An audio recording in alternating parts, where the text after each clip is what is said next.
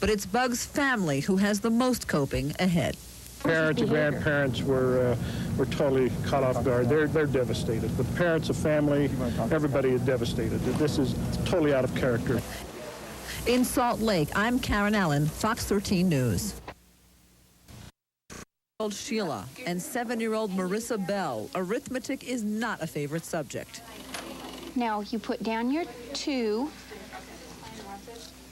and what do you do with the 1? Carry it. You carry your 1. But for now, it's the least of their problems. Sheila has progressive muscular dystrophy and is recovering from a series of surgeries that aren't over yet. Marissa has Down syndrome. The girls are adopted into a family of 7 that desperately needs the $450 the Children's Supplemental Security Program delivers each month. I just keep thinking, I guess I've been pretty optimistic where if we can just get over this hurdle, we'll be okay, and I'm noticing the hurdles are getting closer and closer together. Especially when you talk about welfare reform. Congress wants to cut their program to balance the budget. Kim and Sheila are flying to Washington tomorrow to tell them not to. I'm going to say, well, you're good guys.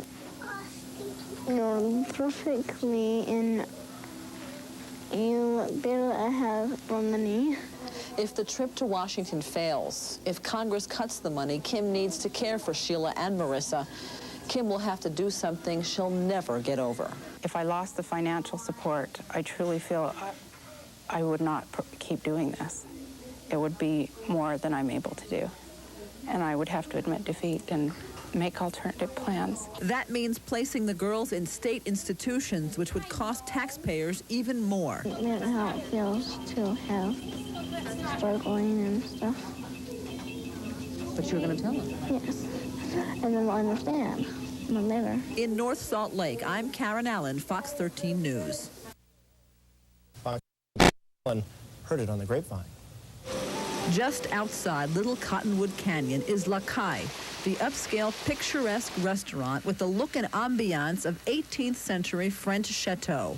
Now the chateau has something new, a 1995 Seyval Blanc grown right on their own vineyards, 7 acres of them. We planted originally all red, now they're all white, because you know, that was the new wave of the future, you know, the white wine craze, and so we planted white wine grapes, and here we are. It started as a hobby, and it's still an experiment. Restaurant workers harvest the 9,000 vines, bottle the vino, and even do the labeling. The yield is 5,000 bottles, but 1995 was a cold year for grapes. We may be at the margin of grape growing and wine production country, and this is definitely testing the envelope. While this restaurant is definitely not for the faint of pocketbook, their homegrown wine is practically the least expensive on the list. And even the most unsophisticated wine sippers, like myself, know La Caille will sell no wine before it's time. I'm Karen Allyn, Fox 13 News.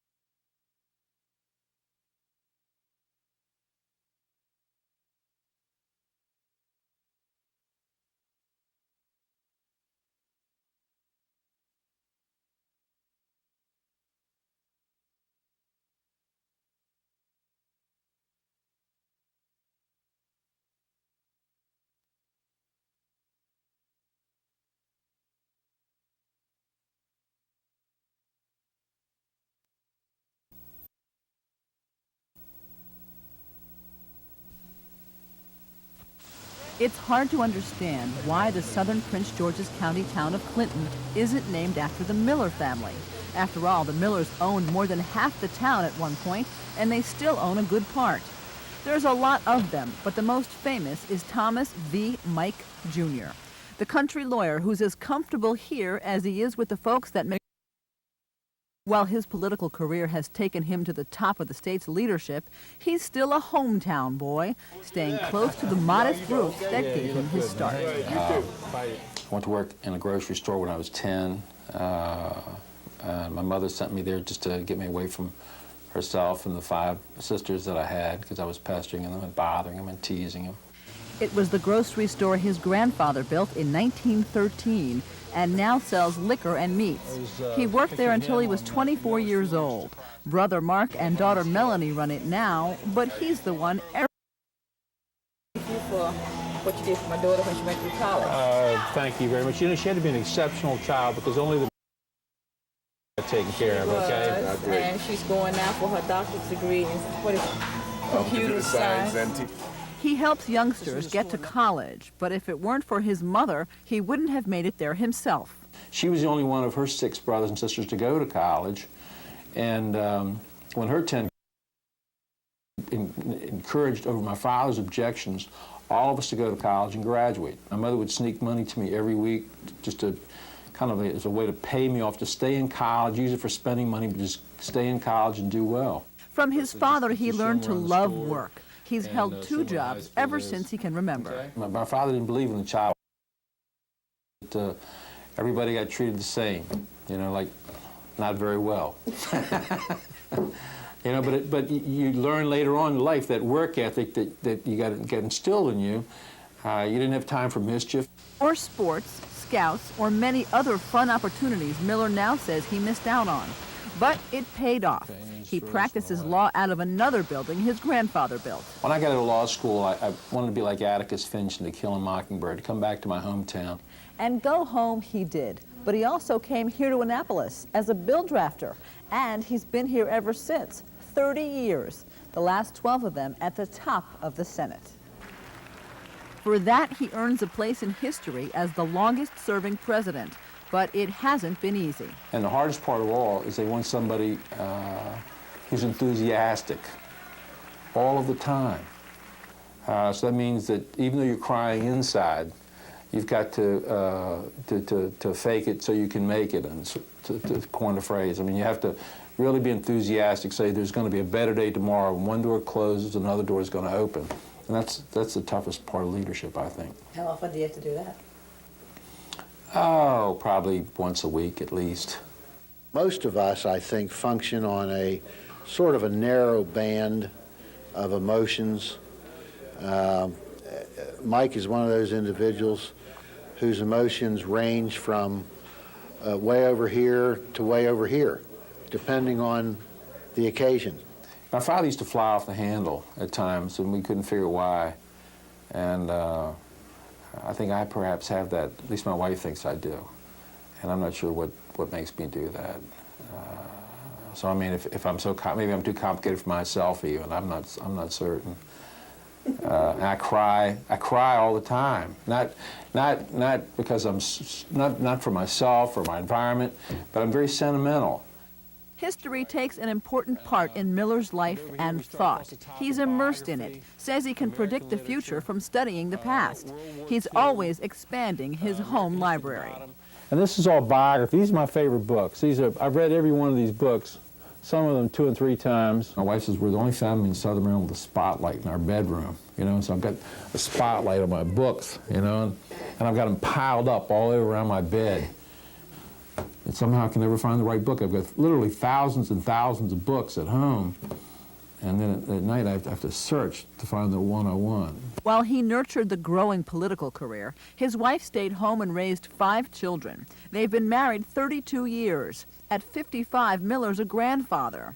The family still has Sunday dinners at home, but now he's mostly an empty nester. They go up there and they play with the horses, and they roll in dog do, or horse manure or something, and we have to bathe them every time we let them out because they go up in the pasture, and they hunt rabbits.